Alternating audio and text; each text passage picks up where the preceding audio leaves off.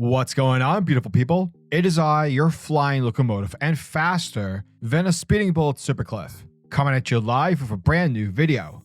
So for today's video, I want to talk about Marvel's Secret Invasion. No, not the good one, but the MCU's version of Secret Invasion. Now when it comes to the MCU and its shows, ever since She-Hulk, I've made a conscious decision to not watch any more MCU shows, aside from Loki, because in my opinion, the shows are just not hitting the way a series should.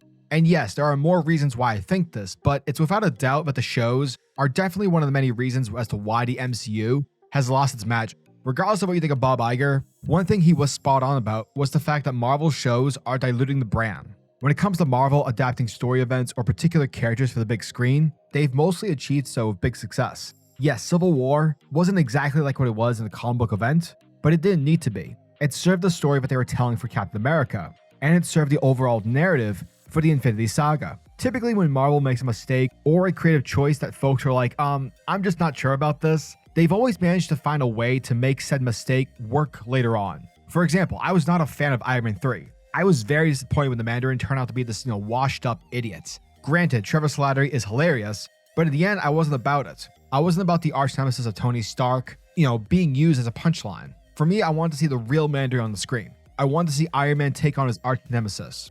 Luckily, Shang-Chi and the Legend of the Ten Rings truly made something that I hated about Iron Man 3 and really used it to its benefit. The Mandarin for the MCU is Shang-Chi's dad, and because of that, it added drama and conflict between these two characters, and it made Shang and the Mandarin scenes much more engaging and impactful because of that father and son connection. In terms of the MCU, the Ten Rings were used much more creatively than if they were to follow their comic book counterpart. Honestly, it would have been just another Infinity Stone situation, but instead of stones, it's rings. Not really impactful to say the least. Now when it comes to the Secret Invasion, honestly this is a bad show. And though I have loads of critiques and a small portion of good things to say, I don't want to sound too negative here, but I really want to talk about the Rhodey situation. So in case you haven't, seen the show or haven't followed on what's happening, spoilers. Okay, here we go. Seemingly Rhodey has been a Skrull since 2016, ever since Civil War. The part where he ended up in the hospital following the airport battle sequence, where he gets his robotic Stark legs, according to the director, that's been the last time we saw the real Rhodey. In the Secret Invasion finale, the part where Gaia finds all the people who are captured by the Skrulls, we see Rhodey in one of those pods, and we see him wearing the same hospital gown that he was wearing from Civil War.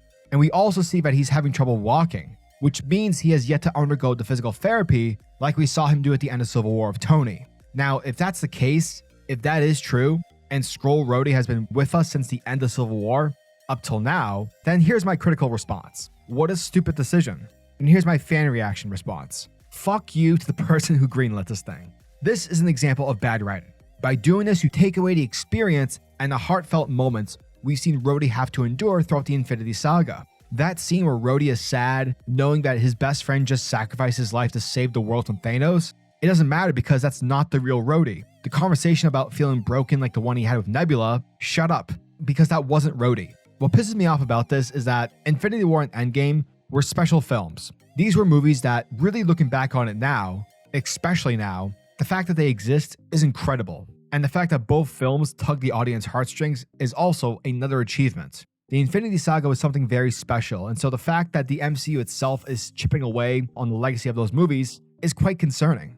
Now you're probably going to ask the question, well, comics do these things all the time. Yes, that is true. Comics will be comics and do insane things in status quo shifts, like bringing back someone from the dead or changing someone's personality because of something insane or cosmic related. Well, here's the thing. That stuff only works in the medium that is comics. That's really the only place where story beats like that can work. And even then, most comic book readers will say that those sort of changes in the comic book landscape are stupid. And I would agree with some of that. Comics are just a different form of storytelling than shows or movies. They can do things that other forms of medium just simply can't.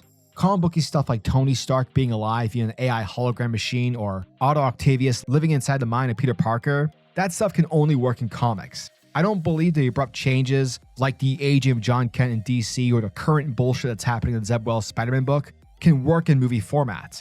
That sort of storytelling is really only meant for comics, and the same goes with the Secret Invasion event. Now, if Marvel Studios were to make an entire phase dedicated to the Secret Invasion, like everything the Skrulls did started after Endgame, then something like that would work. Something like that could possibly translate well to the screen. But they didn't do that, and that's why this show didn't work. It didn't put in the time or the effort. It's like the problem I have with the Star Wars sequel trilogy. By having the First Order be a thing, Leia and Han separated, and Luke not giving a shit, by doing this, you're essentially saying that the Battle of Endor didn't matter, because in 30 years' time, all these characters' lives are going to fall apart via the machinations of Emperor Palpatine. Vader's sacrifice and redemption, it doesn't matter, because First Order, and because Rey Skywalker. By the way, that's not me saying it, that's just what the product is saying. I want to make that very clear. I do not think Rey's a Skywalker. In my own opinion, those movies don't exist. Moving on. Now, for all I know, Feige could see this and be like, WTF? To the point where the next time we see Rhodey in ArmorWars, maybe we'll get a line where Rhodey says he has been captured a month or so after Endgame.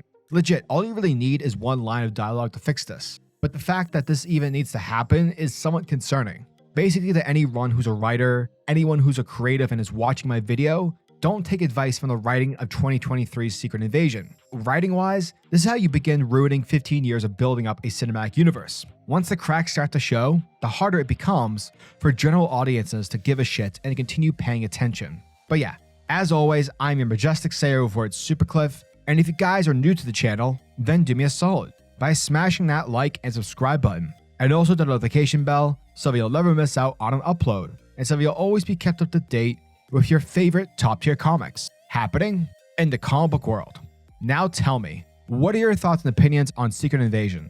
What are your thoughts on the current state of the MCU? I'm telling you, if Marvel Studios keeps making mistakes like these, it's gonna piss off a lot of people. For general audiences, they just won't care. And sooner or later, the MCU will be made a joke, similar in the way that the Fast and Furious franchise has become. So yeah, let me know down in the comment section below, and until the next video, peace. Giggity goo.